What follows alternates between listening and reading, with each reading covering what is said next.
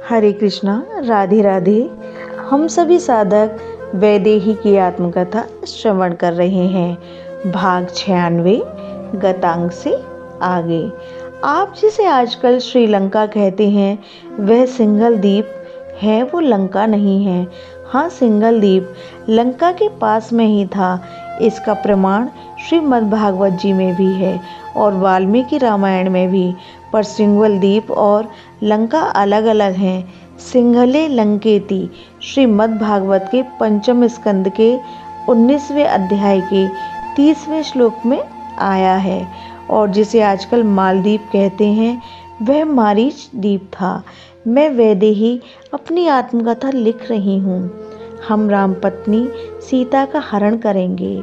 रावण ने मारीच से कहा, आप पागल तो नहीं हो गए दशग्रीव?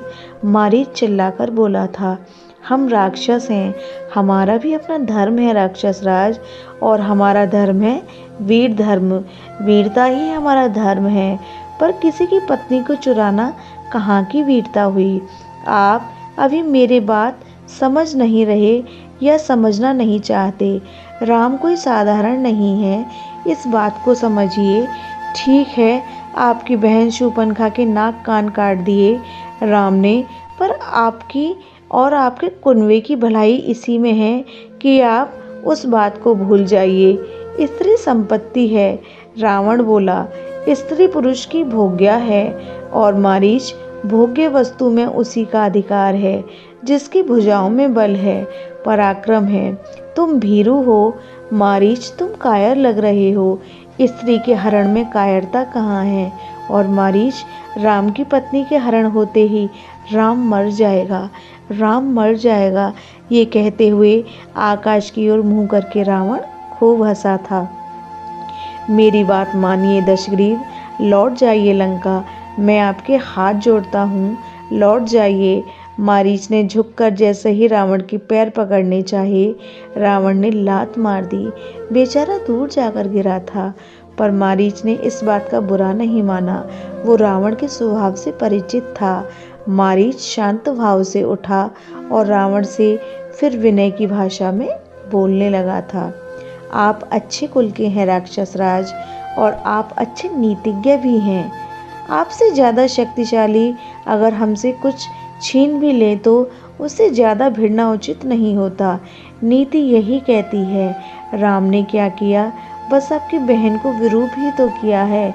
कोई बात नहीं, शल्य चिकित्सा से उसकी नासिका ठीक हो जाएगी और देव वैद्य अश्विनी कुमार आपकी बात को काटेंगे नहीं। पर स्त्री चोरी, वो भी विश्व विजयी रावण के द्वारा। मारीच, इस बार रावण का क्रोध आ गया था। वो चिल्लाया, ये रावण महाज्ञानी है, तुमसे उपदेश सुनने की आवश्यकता नहीं है उसे। मारीच, ये रावण अब तुझसे दो टूक कह रहा है, उसे सुन और मान। अगर तूने मना किया तो मारीच तेरा मस्तक काट कर इसी सागर में फेंक देगा। मारीच उठा। वो समझ गया था कि मेरे गिड़गिड़ाने से अब कुछ होने वाला नहीं है। रावण जो सोच लेता है उसे ही करता है। क्या करना होगा मुझे? मारीच ने भी स्पष्ट जानना चाहा। हिरण बन, सुंदर से सुंदर हिरण, स्वर्ण का हिरण, अपनी पूरी कला दिखा दे मारीच। जब रावण ने देखा कि मारीच अब मेरी बात मानेगा, तब थोड़ा सरल हो गया। देख, मैं तेरा स्वामी हूँ न मारीच। आज तेरा स्वामी तेरी शरण में आया है, तू सहायता नहीं करेगा। देख, मेरी बहन के नाक कान काट दिए उस राम ने। मैं तो अपनी बहन का बदला ही ले रहा हूँ, गलत कहाँ हूँ? रावण हाथ जोड़कर बोला। मारीच समझ गया, जो क्षण में खुश हो क्षण में नाराज हो जाए, ये स्वभाव राक्षसी ही तो है। और रावण राक्षस राज। मारीच रंग रंग से वाकिफ है रावण के। चलो दशग्रीव, इतना ही बोला मारीच। रावण चल दिया। उसके पीछे मारीच ऐसे चल रहा था जैसे कोई फांसी में चढ़ने के लिए कैदी चल रहा हो। मारीच को पता है इस बार राम के बाणों से मैं बचूंगा नहीं। यह प्रसंग अब यहीं विश्राम लेता है। हरे कृष्णा, राधे राधे।